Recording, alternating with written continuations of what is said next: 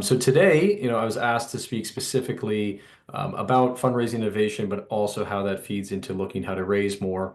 As Amanda said, my experience has been pretty broad-based, but I really credit myself of having worked with a lot of small nonprofits, having started nonprofits. I know what it's like to wear a lot of hats. I know what it's like to build something that maybe is not necessarily just handed to you. So I know the struggles, I know the positive pieces of it. So specifically today, you're going to hear a lot about feasibility, sort of a lot about planning for how we're going to approach some of the fundraising campaigns you might do throughout the year. Um, but really, it comes down to when we think about feasibility, setting some of those goals in place. It's not just about finding the folks with the highest capacity to give, but it's a lot about looking internally and really with your board, with yourselves, kind of goal setting and figuring out what exactly you're looking to raise funds for as you start pairing the strategy on how to do it. So we will keep going. And I really want to get to the questions part because that's always my favorite part. Um, but with feasibility, as we see, just in the markets and just in society today, there are so many nonprofits fundraising, often from the very same people. And I've seen that as I've worked with a lot of different orgs and different communities, the overlap that persists. So really that competition for donors' attention is higher than ever. So being strategic with how we approach them is very important. Personalizing those approaches, very important. And also, sometimes we don't have a big team. For many of you, you might be the only fundraiser. You might be an executive director who is the main fundraiser. So making sure that we're optimizing our time and pairing the strategy that can utilize our time in the most effective way for the highest ROI that can support the organization. And then also, how you execute some of these campaigns. And when I say the word campaign, it's not necessarily just like a capital campaign. A campaign can be, an individual giving push you're doing this spring to get ready. Maybe you have summer camps or different events happening over the summer. Maybe you're just looking for funds to get you to the fall. A campaign is really just a period of time. And under that, you can assign a lot of different opportunities and activities. But it's important for how you execute them because it's also how you look in comparison to other nonprofits in your space or in your town. And so that idea of building trust is very important, and how you choose to really act on these campaigns, shows that. So just some quick stats to look at. These are pulled from a few different sources, like the Chronicle of Philanthropy and some others. But I'm not going to read through all of them. But as you can see, 53% have never conducted a formal feasibility study before launching a campaign. So more than half of the nonprofits out there are just kind of jumping into these efforts to raise whatever the goal might be without really taking a step back and figure out where is that coming from. And of course, for some orgs that have a smaller donor base or maybe starting for the first time, that can be hard because you might say, well, we don't really have a pool to look at of active donors or past donors. But as I talk about feasibility in a bit, it's also you perhaps lining up the opportunities that do exist, those peer relationships you do know about, the folks in town you do know might care for what you're doing, and kind of lining up what you might be going to them for.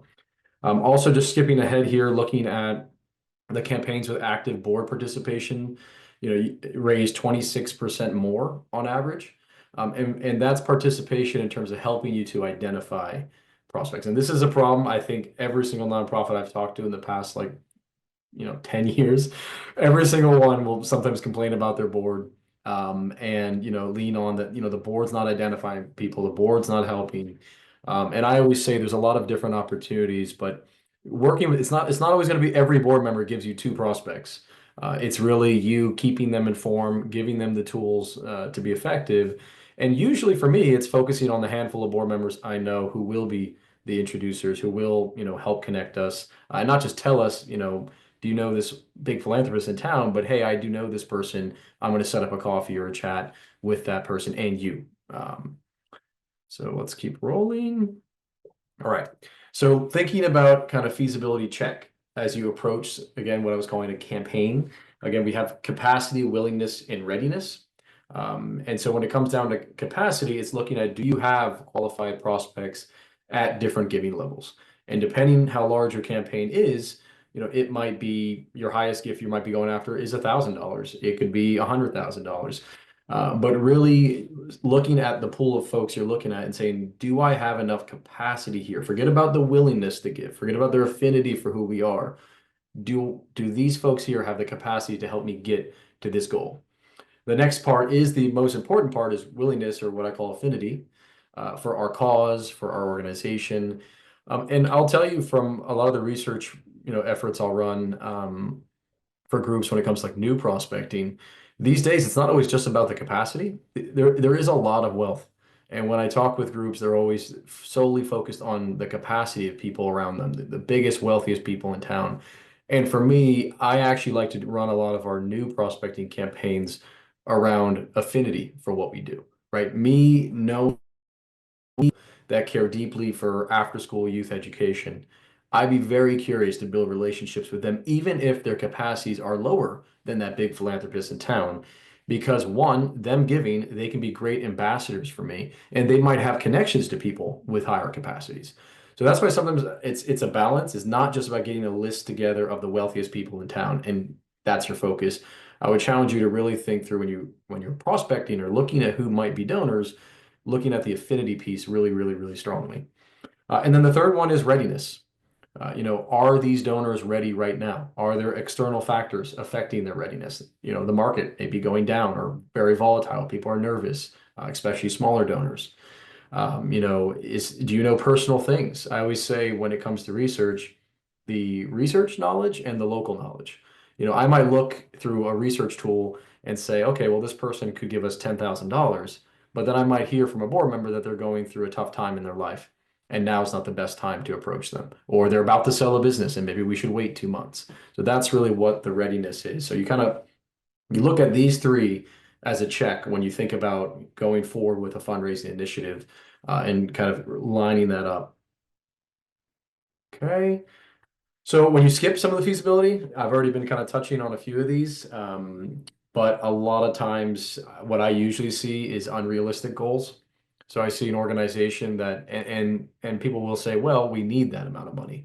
And I'm all for it, but usually it comes down to you kind of have what you want, what you need, and I try to fall somewhere in the middle, because we could want to raise $5 million, but when you think about it and you look at your prospects and you line them up, you might say, well, we can only at this point, based on our relationships we've cultivated, based on the relationships we have or could get, we could only raise 2 million. And so it's a far stretch. And so that's when you want to step back and reassess your strategy and how public do you go with some of these efforts versus more on the back end to make sure that you're not, you can measurably hit success. And this also comes down to, as you can see here, oftentimes our board can be a pain point, like I mentioned before, in terms of engagement or disengagement. Some folks will have small boards, some will have way too big of boards, that can be helpful or not. And then again, it comes down to the internal readiness as well. Is your staff, let's say you maybe are the development person, are you bogged down in planning, 80 events a year? Because that is the prerogative of, maybe the board or others have said that's the way we need to raise funds, is just events. And so it's really assessing your time and what is potentially doable. All right. So kind of aligning these goals, like I said before, facing reality behind your prospect pool or the so I like to kind of start with analyzing, if you have donors, analyzing the top 50, and not just this year or last year, but go a little further back. Now we have, obviously, COVID was a very unique time for giving.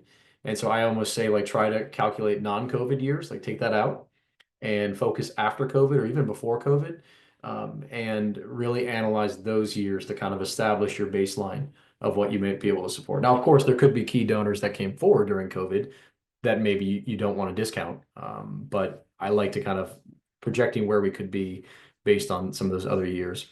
And then also looking at those that have come forward but lapsed and have not been annual supporters. Could you bring them back? Why?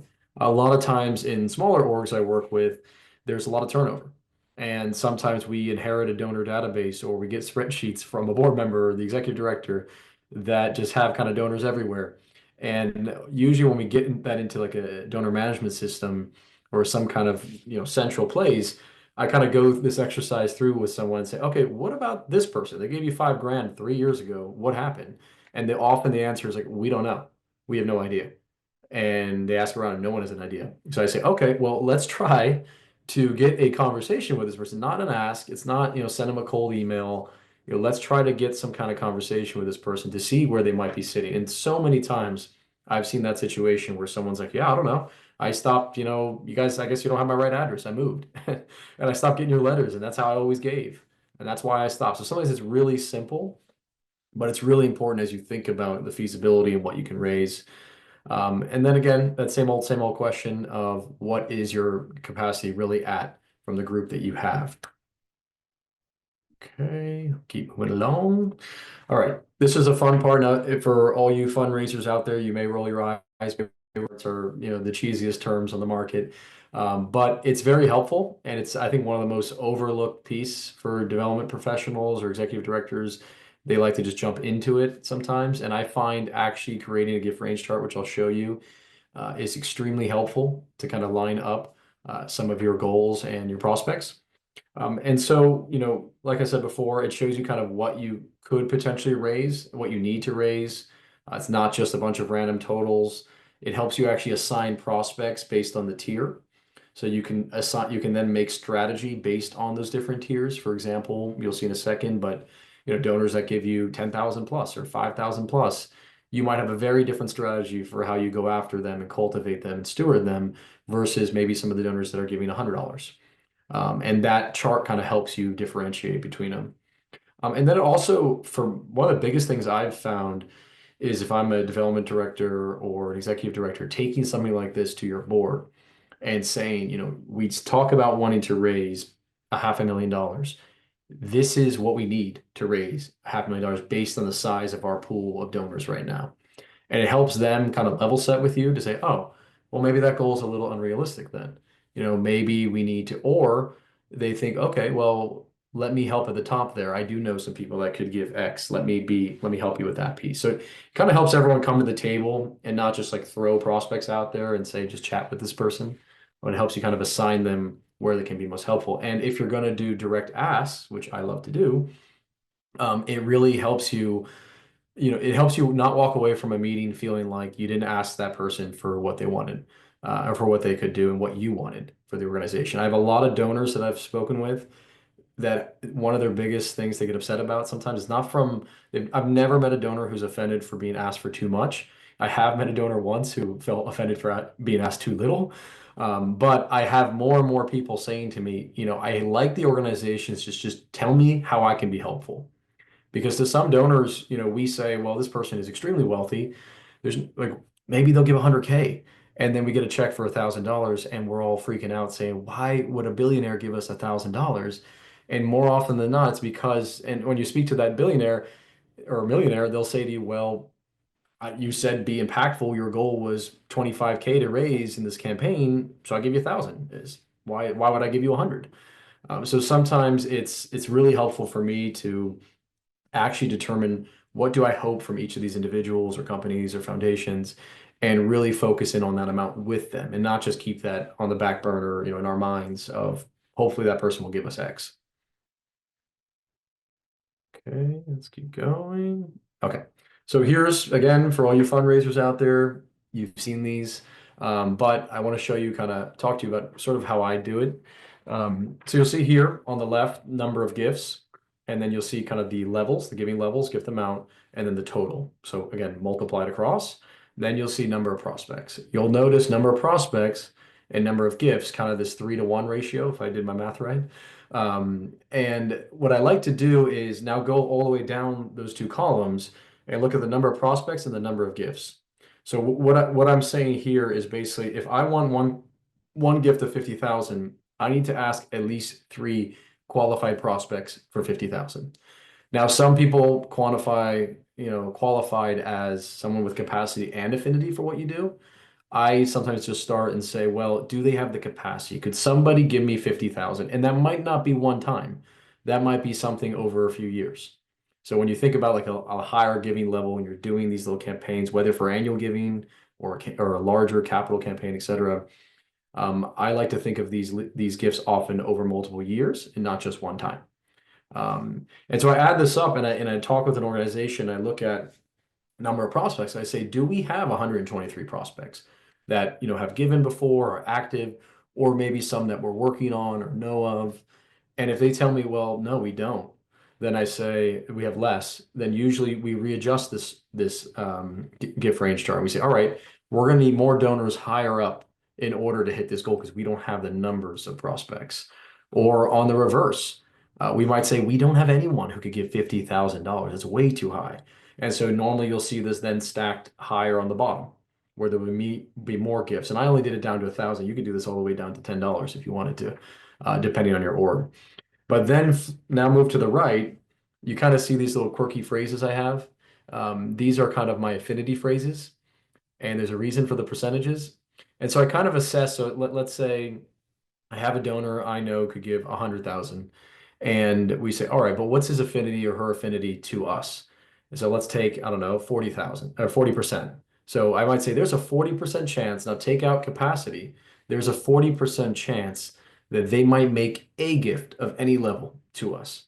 And so sometimes what I'll do is I'll put this in a spreadsheet or a sticky note or whatever you want, and I'll do 100,000 is the capacity times zero point 0.4 or 40%.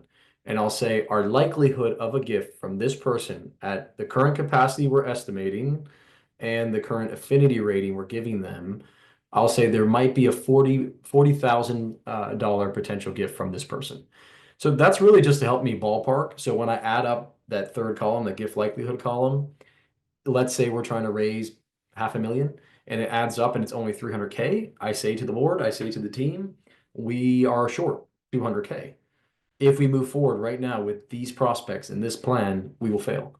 How can we fill in that piece? Or do we need to take a step back and spend more time on cultivation? Do we need it? Are we looking at this list and we're noticing that we have people with money, but we don't have people with a strong connection to us? So maybe we need to make more goals around building connections, not just, increasing the wealth pool. Or the reverse, you have really, really good connections, but you don't have anyone with higher capacities. And so you have to kind of make a strategy based on that. Okay.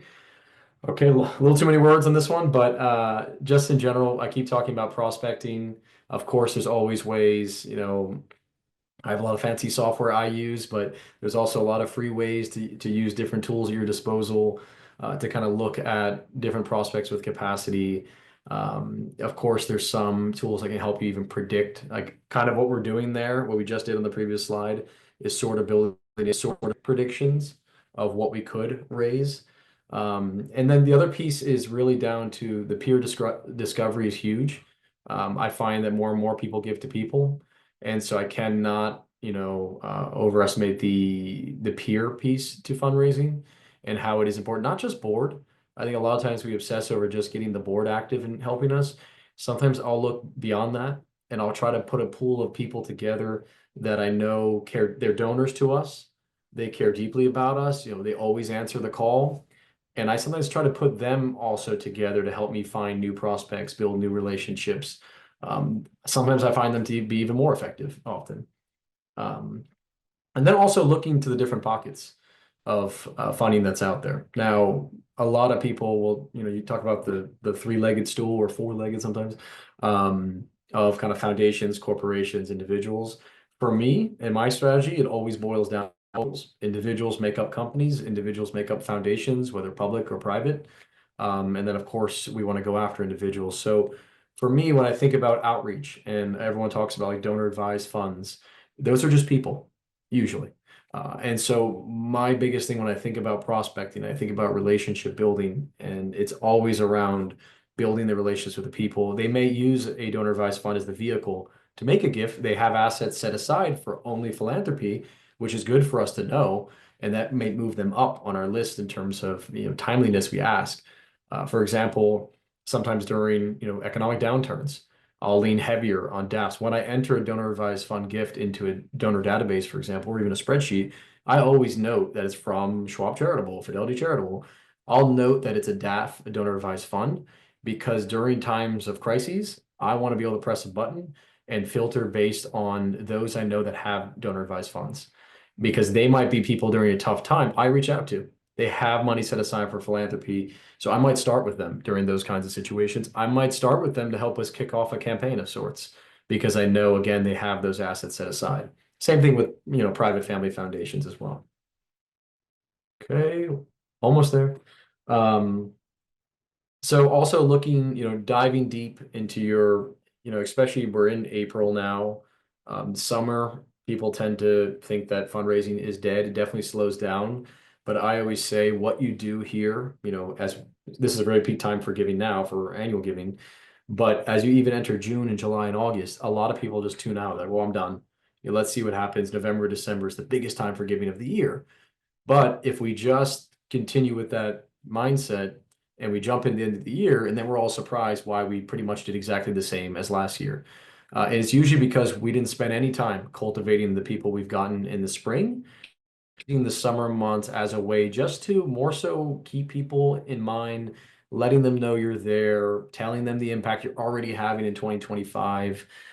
So a lot of the work we do, and the summer is also a great time, as the slide says, to dive in a bit and to make some plans around really reviewing some of those donors that are still lapsed that have not come back to give for more than a year. Looking at some of your monthly donors, maybe you could increase them as you approach the year-end push, a calendar year-end push. And then also looking at those major donors, that rule of 80%, the funding for an org often comes from 20% of the donors. I actually think it's even less now. Um, it's pretty true. And if you forget about that top tier of folks supporting you, you will go into some of these critical campaigns and lose some. So it's really important to use some time to cultivate even the people you feel like are really well in your pocket. And then continuing to press the board members networks. And like I said before, not just board members, but others. And one thing I've also started to do a lot, social media for me, to be honest, and I think it depends on the community, has not been as effective as it used to be, I think, for direct fundraising. And that, I mean, Facebook, LinkedIn, I've used a lot lately for direct fundraising. I've actually found that to be very helpful. But what I have been doing is, for example, if we have a LinkedIn company page, or Instagram, or Facebook, I am actually looking, like if we have a little more time on our hands, especially maybe over the summer, is I'll look at some of those names and I'll look and maybe cross compare them, even some of them, to see like, okay, who's very active on our channels, but not giving. And maybe as we think about new prospecting, maybe we should look at them. And do we know any of these people? Can we figure out who they are? Because that, like I said before, that affinity piece, if they're following you, if they're engaging with your content, there's definitely an affinity for what you do. Now you can determine if there's a capacity. And if nothing else, they're still great champions usually for what you guys are doing. Okay. All right. So I've kind of already sort of discussed this piece of winning on paper. That's a common phrase you'll hear or say with that gift range chart. And as you approach, again, when I say fundraising campaigns, it's really all encompassing for any kind of effort that you run throughout the year. But that kind of planning, that kind of taking a step back, mapping out what you're trying to raise, mapping out how you're going to get there, and then building a strategy behind it. That is something that, you definitely want to, pass along to a board members, get their input, get them more bought in, right? There's actually a plan in place. It's not just us, every quick board meeting saying we need to raise X, guys, go get it. You can actually involve others in helping you kind of push towards your goals. Okay. All right. And then just talking about strategy coming off of the gift range chart. Again, I've already said it, but a piece as well is that need, right? The need, the vision of what you're trying to do. So I'm talking a lot about just pushing out and fundraising. Of course, you've got to align behind what are you actually fundraising for. And of course, other organizations I've worked with, sometimes it's very, very hyper specific. Sometimes it's too specific. Sometimes it's too general. And generally what I like to do, if this is just annual fundraising, is usually, talk through, maybe create a little case for support that talks through the who, the what, the where, the when, about us. But then with the opportunities piece, highlighting some of the work that we're already doing. I think a lot of orgs, when they approach fundraising in a more systematic way, feel like they have to pitch new ideas, only new projects. That's the only thing that people will latch on to. And a lot of times I sit back, I even look at orgs budgets and I say, all right, let's look at all the great work you already do. And let's try to get more donors aligned behind that work. And usually those are gifts, maybe some larger gifts, even like $500 plus, $1,000 plus. But really aligning folks around your programmatic need, is just really important. And then setting that timeline in place for, again, how you're going to execute and that whole process from finding prospects to actually cultivating them, to asking them, and then to actually stewarding them. That's a piece that a lot of orgs don't pay enough attention on is how do we think and not just think, how do we involve them if we can in our work? Okay. I'm going to breeze through this one, but again, just kind of modeling, trying to figure out that baseline based on your current data, maybe some newer prospects, being a little more conservative with your estimates. Sometimes with capacities, if I determine that someone I saw, could maybe give 50,000, I might even take that lower and say, all right, let's put them at 25 for now. So sometimes I'm even more conservative more ratings just in case, because you never know, they might be heavily committed to a lot of different projects. And then also, of course, there's different ways to challenge people throughout these types of efforts throughout the year through matching challenges, different incentives like that. And then also scenario mapping out, what if we want to raise 500, but we only get to 300K, depending on what we're raising money for, what happens, and kind of setting those pieces out. Because it's also good, again, for your team, the board, to see, what the reality could be, and to plan around that should it happen. Okay, I'm gonna skip this case study because I kind of want to get to questions, actually. I think that'd be better than and then in terms of the board, I've already talked a lot about them. But as I said, one critical thing I'd say is focusing on the actual introductions and not just telling you these are great people with wealth that should be donors. That's my biggest thing is really pushing it. Plenty of times where board member says, yeah, you should go after this person. And I'm like, that's great. Do you golf with them? Do you talk to them? Is it your doctor? Who are they? Oh, it's someone I golf with. Perfect. I'll be there next week. I'd love to join you. So being very explicit with how they can be helpful is important. Okay, and then this is just a quick checklist. I know Amanda said she's going to send information following, but just kind of quickly running through it. So you've kind of looked at those three pieces I mentioned: capacity, willingness, and readiness. Check mark. You made that gift range chart. You've mapped out some actual prospects, whether they're in your pocket already or maybe some newer ones. You've kind of looked at then that strategy around that chart to make sure it makes sense, make sure the whole team and the board are aligned. They have the tools they need. There won't be any excuses for how they can be helpful. Any kind of internal systems you need from giving databases, your giving pages, wire instructions, etc. You have all that buttoned up. And then you really have a solid plan on how you plan to cultivate. And cultivation can range from actual events, of course, all the way down to individual prospect meetings that you might have.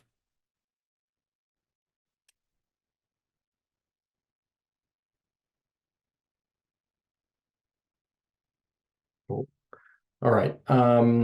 Yeah, I think I'll just jump straight into questions, but we've already talked through a lot of this. But again, I think the word of the day was feasibility and really mapping out your campaigns prior to going live. It's not too late. You're in April. You have the biggest time for philanthropy of the year is coming up in the fall. So there's a lot of time you can put in place and a lot of good work to be done. So I think I'll maybe just cut a little bit early, Amanda, and maybe just jump to some questions. That's okay. Yeah, sounds good. I'll give folks a minute to process, put their questions in the Q&A. Take a second to do that. Take in Lucas's info here.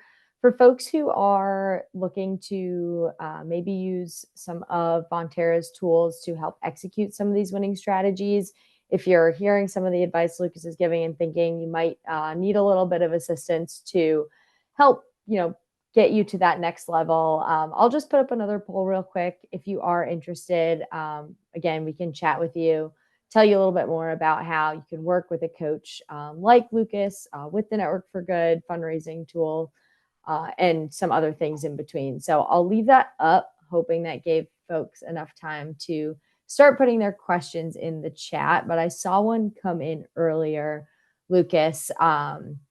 And I know this one's up your alley because you had mentioned, I know we've talked about you love working with folks just starting out, trying to figure it out, trying to get their feet up from under them. So this one came in earlier saying, what are your top 3 suggestions for a small organization that's really just starting and fundraising and it's in its early stages, currently not using software, don't have a ton of staff at the moment, really just trying to build that foundation? Okay, top three. There's many more questions I might ask on that, but I'm going to assume that maybe you don't have a lot of supporters yet. You said you're just starting up.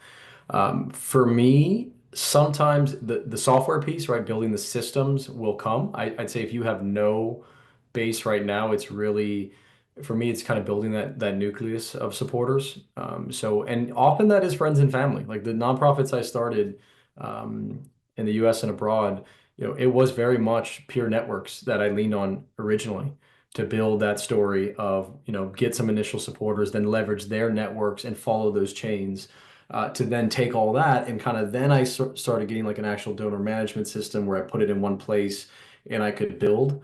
I think you have a really great opportunity right now that a lot of orgs I work with, like I said, have had a lot of turnover and they stop start. They have a really great year, it goes down, it goes up.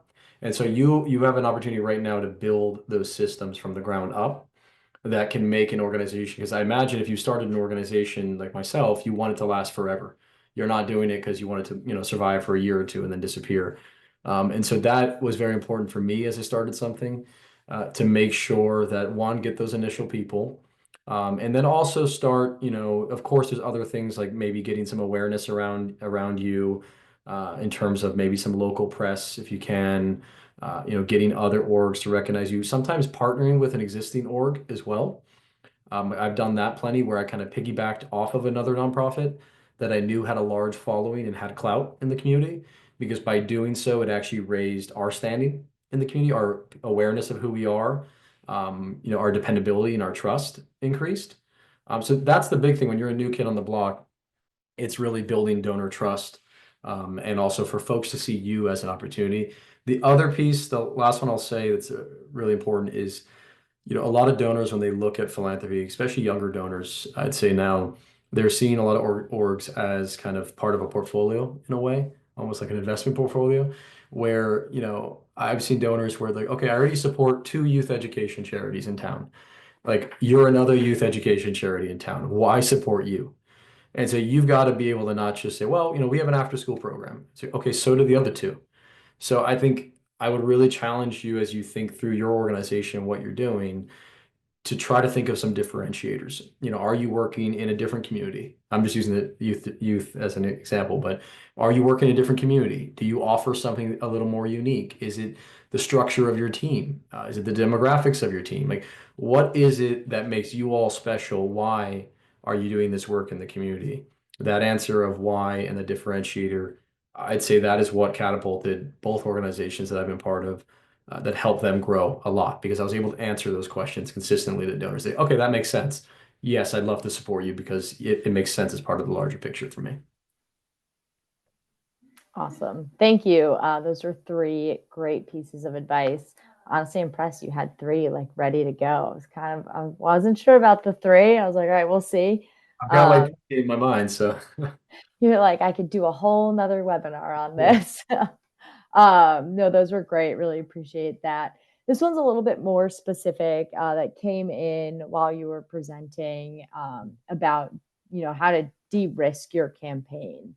Carol had asked if you could just explain what you meant by that. Does that mean that you should not be taking risks? Is there something different when you say that? Just maybe honing in on what you mean in that. Sure, yeah. When I say de-risk, I mean, there's a few, there's not three, but there's a few behind that one. Part of it is when I say de-risking in terms of your expectation, like the reality, the goals that you're setting. Mhm.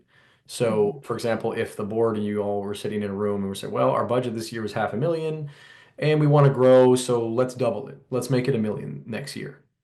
That's a big risk because the chance that you are going to double it is very low. And so sometimes I've been in meetings where an executive director is like, oh, well, okay, I guess we just got to ramp up fundraising. And they'll look at their development person or they'll stare at themselves in the mirror saying, I guess that's me. And it usually doesn't happen. And so when I say de-risk, it's that gift range chart that I popped up earlier, doing that exercise and saying like, okay, we want to double it, but we don't have the capacity to double from our existing group. So what are we going to do differently to make this success? So one way to de-risk that might be saying, okay, we want to get to 1 million guys, but let's instead look at milestones in between. So we got a 500,000 this year. How about we reasonably say by the next fiscal year, let's increase it 10%, 20%, and the next one 15%, and then maybe the next one 20% increase year to year. So kind of trying to set up these sort of like middle steps versus these lofty, unrealistic often goals. Um, and then also I will say, a lot of times our fundraising is linked to obviously our budget need. Um, but it's kind of two-way street because I've seen a lot of orgs, they only analyze fundraising, but they don't look at their spending.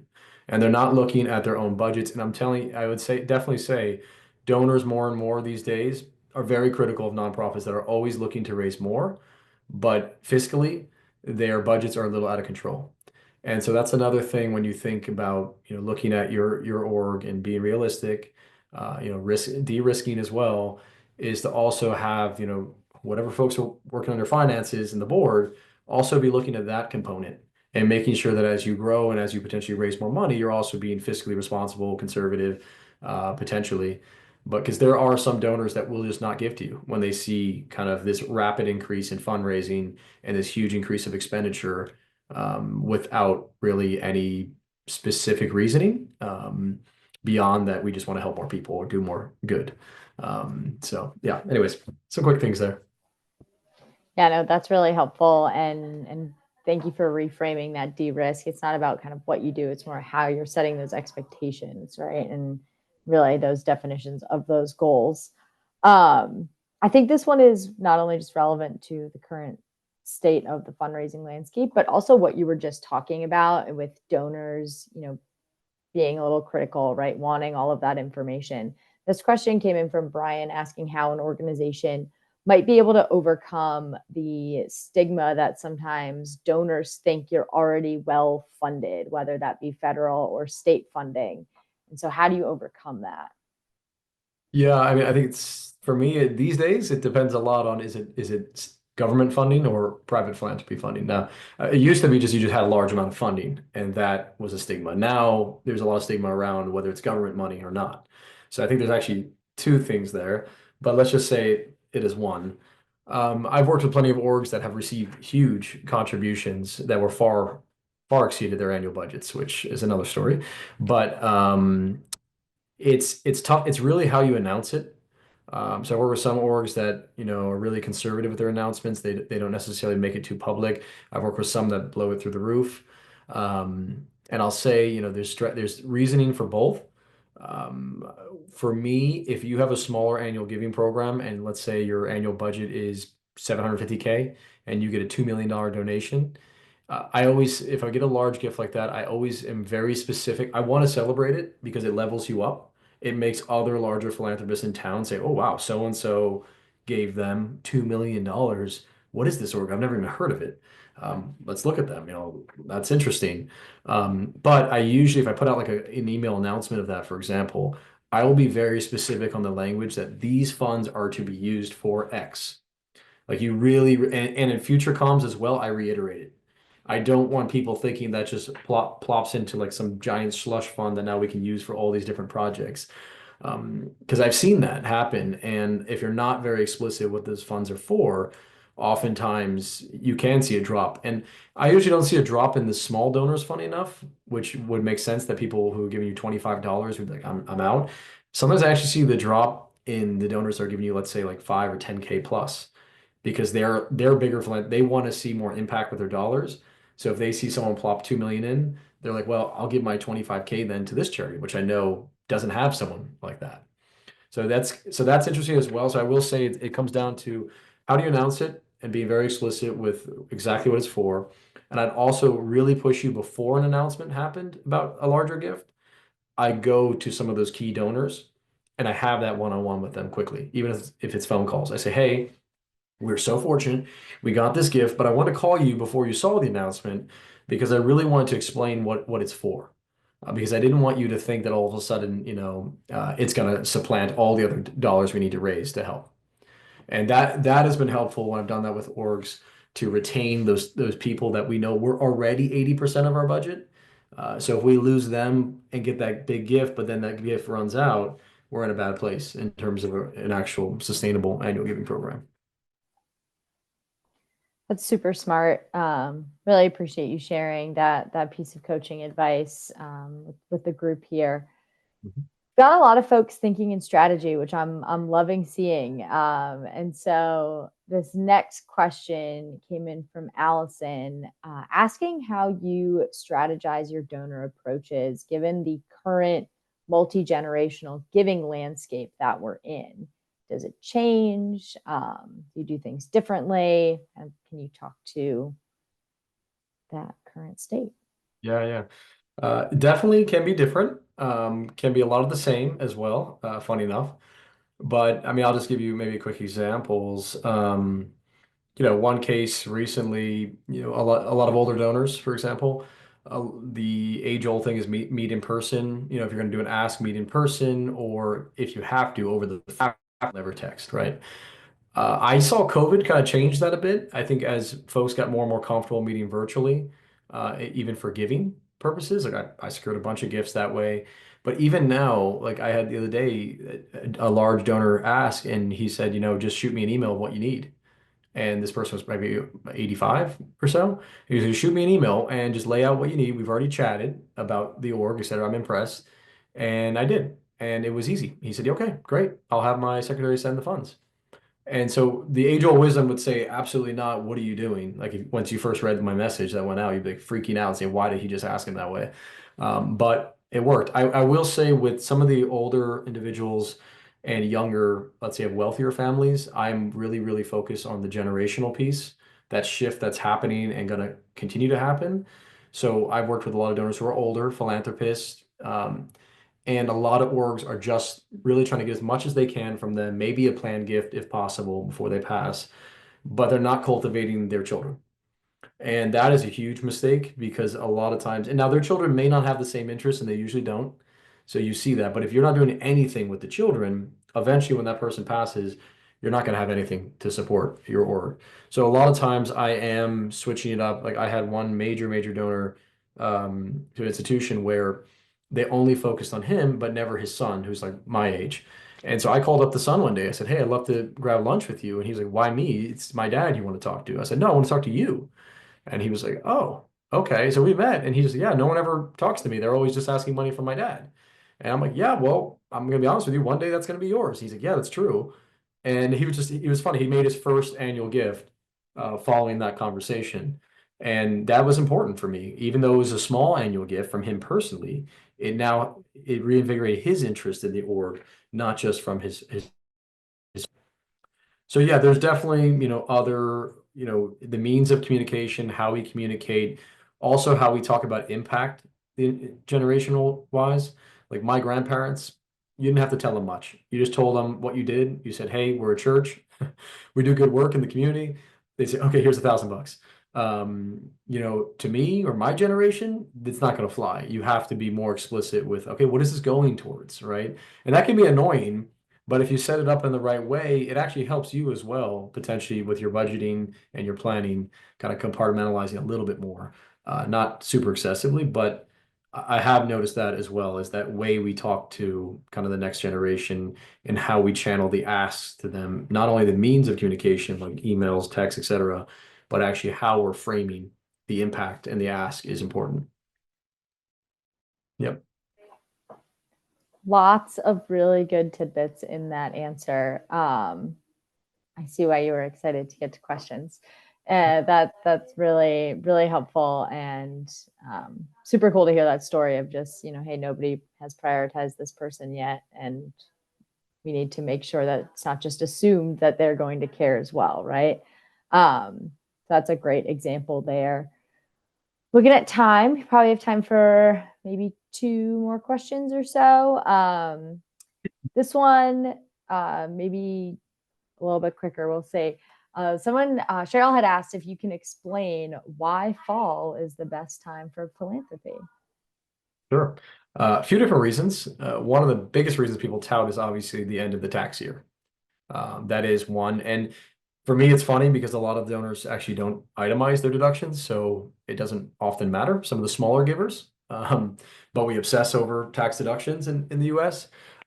So there is that cycle. It's almost psychological now during that period of time, like November, December, it ramps up. There's there's other elements like the holidays that happen. There's a lot of, feel good moments. It's also, I think what's happened as well is a lot of orgs have just traditionally, that is the time they'll ask a lot. So it's perpetuated where then any other new orgs come in, they ask during that time.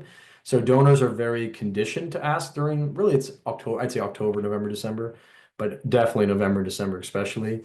So like I said, there's a few different factors there from, urgency of the year ending, to the tax piece of it, to the holiday kind of feel good piece of it, even a religious component for many.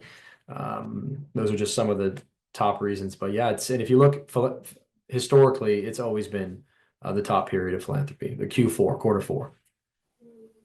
Yeah. Thank you for all of those reasons. Mhm. All right. Not sure if you're going to be able to answer this one. It's a little more broad. So, Amanda, we might need some additional info. We'll see.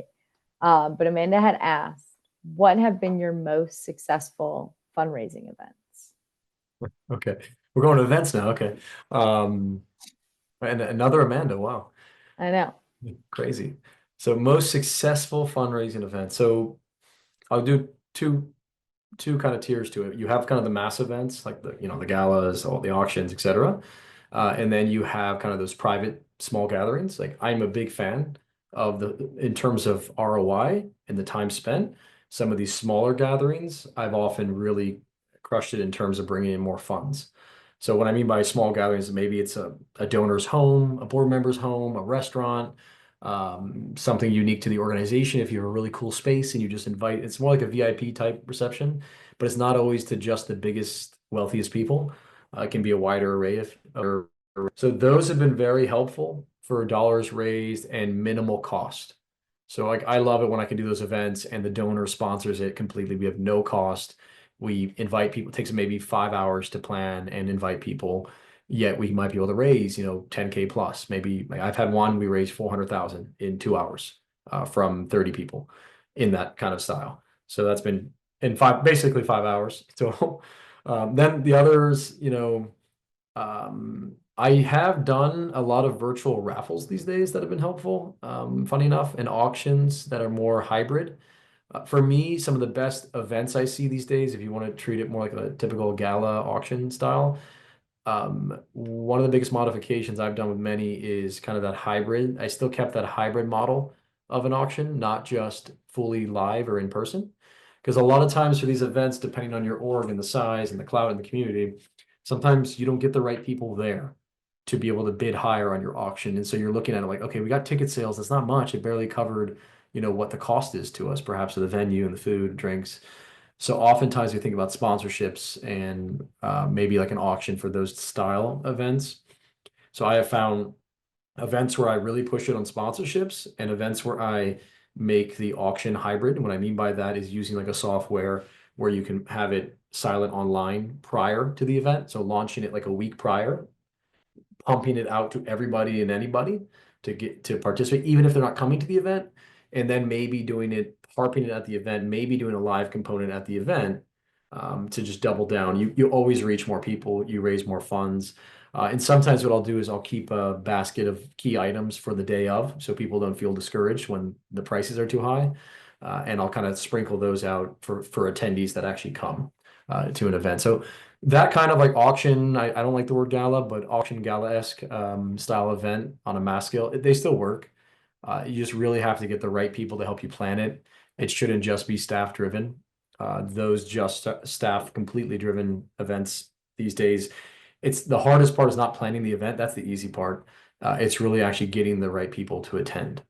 And if you can't do that, sometimes I always say like stay away from the big events yet. If you're a younger org and you've never done a bigger event and you feel like you don't have a strong donor pool, you don't know if we can get 50 people in a room, then I would suggest you just don't try it and focus instead on these smaller style events until you can get that kind of donor buy-in, maybe the right person to help you plan an event as like a volunteer to then move forward with it.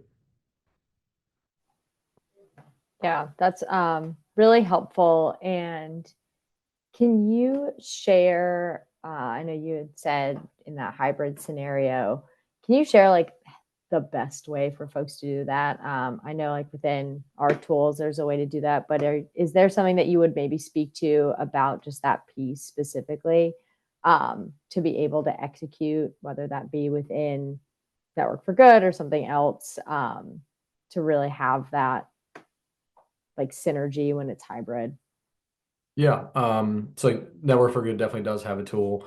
They have the auction, the virtual auction tool. There's other platforms too that have the tool, but at its core is making sure you're using a platform. And for me, it's less is more. So I don't always like to do auctions with a ton of items. Like I've been to one event recently, they had 200 silent auction items, and it was just exhausting to even look at. So usually when I do these, like the max I might have is 50. Depends on the style of the event. Sometimes the best ones I've had are like 10 to 20 items.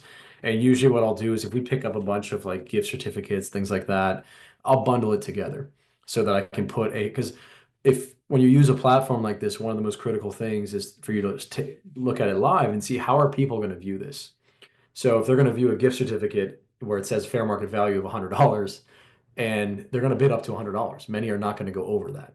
So what I'll do often with that case is I'll take the gift certificate and I'll bundle it with something else, maybe a grill, maybe there's a theme, it's like a beach package or this package.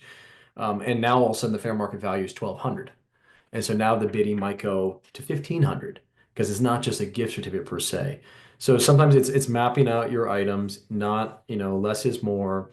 The tools, as Amanda said, it gives you an example, put like a picture of the item or the package, put a description, you put the fair market value. Some of these platforms, will do reminders, right? They'll lock in people's credit cards if they opt into it to allow for kind of that easy. One of the hardest parts is when the auction ends. This is the part where a lot of people just get excited and then freak out. When the auction ends, the hardest part is to collect the money and give the prizes out. That is where I see every auction fall apart. So using an online platform is helpful because oftentimes the donor will input their card. So the minute the auction is done and they win, the card's processed.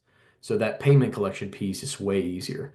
So that's one of the biggest things when I see like a physical silent auction where you have the clipboard out versus utilizing a tool like the one that Network for Good has or others, is that ease of closing the event. Not only promoting it to a wider audience, but also helping you to close it is really, really helpful. So you're not just spending your time chasing people around. Yeah. No, that's helpful. Thank you for giving some of those examples. Just because Joey, I just saw your question come in asking just how Bonterra's donation platform helps. I encourage you to set up a conversation with somebody on our team. So I have one last poll. I had it at the ready just in case that came up. So Joey, be sure to fill that out. Anyone else interested in the like auctions piece or the events piece, if you're curious, I'll leave that up too. So let me just leave that up for a minute for those of you who are still on and were curious. And while I do that, Lucas, I wanted to read you just some of the comments in case you didn't see them in the chat. Some folks saying that they honestly had tears in their eyes, that this was really impactful and motivating. So thank you so much for sharing and your dedication. Other folks saying they really appreciate all of the packed information, that this was a super helpful presentation, really insightful, and really appreciate all of the great answers to your questions too. So I will echo that thank you, but I know it sometimes helps to hear from the folks who are in the audience. So really appreciate you taking the time with us. I told y'all, kind of jack of all trades here. Who knew we were going to pivot into events? Not me, probably not you, but here we are with organizations who are wearing a bunch of hats. So hope we can help in whatever way was most important for you. Hope to see you at our next event webinar. We've got one next week on the 22nd, talking a little bit more about sustaining that momentum throughout the year. So trying to build off of today's conversation. If you're not registered, encourage you to do so.